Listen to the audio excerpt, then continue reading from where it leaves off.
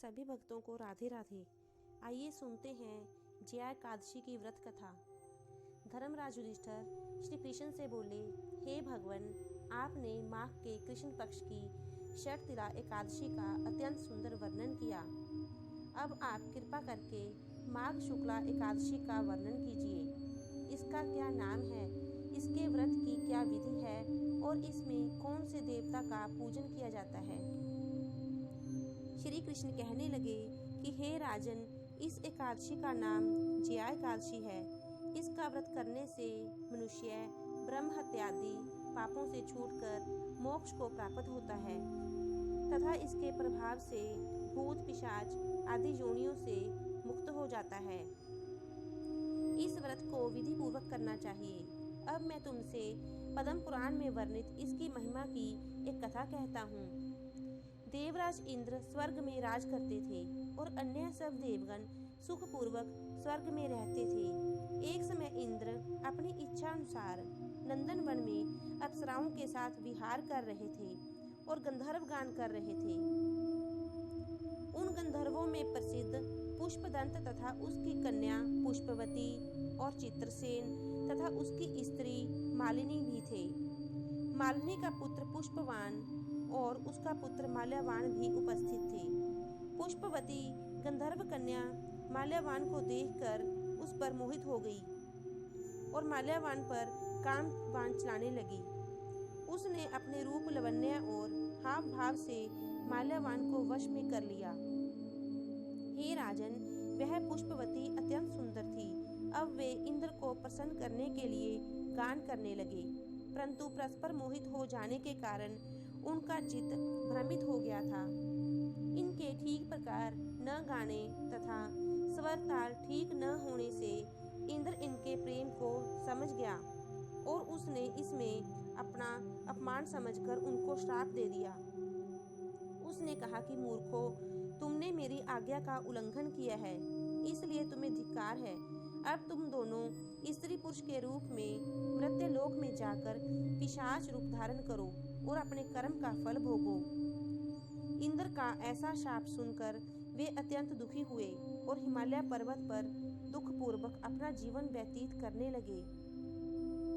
उन्हें गंध, रस तथा स्पर्श आदि का कुछ भी ज्ञान नहीं था।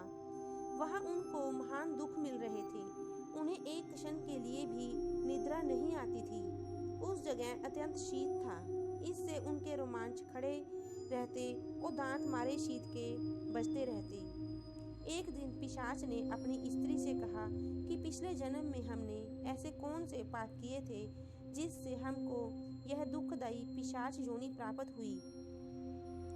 इस पिशाच योनि से तो नरक के दुख सहना ही उत्तम है। अंत हमें अब किसी प्रकार का पाप नहीं करना चाहिए। इस प्रकार विचार करते हुए वे अपने दिन व्यतीत कर रहे थे। दैव योग से तभी माघ मास में शुक्ल पक्ष की जया नामक एकादशी आई। उस दिन उन्होंने कुछ भी भोजन नहीं किया और न कोई पाप कर्म ही किया, केवल फल फूल खाकर ही दिन व्यतीत किया और सायं समय महान दुख से पीपल के वृक्ष के नीचे बैठ गए। उस समय सूर्य भगवान अस्त हो रहे थे। उस रात को अत्यंत ठंड थी। उस रात्रि उनको निद्रा भी नहीं आई।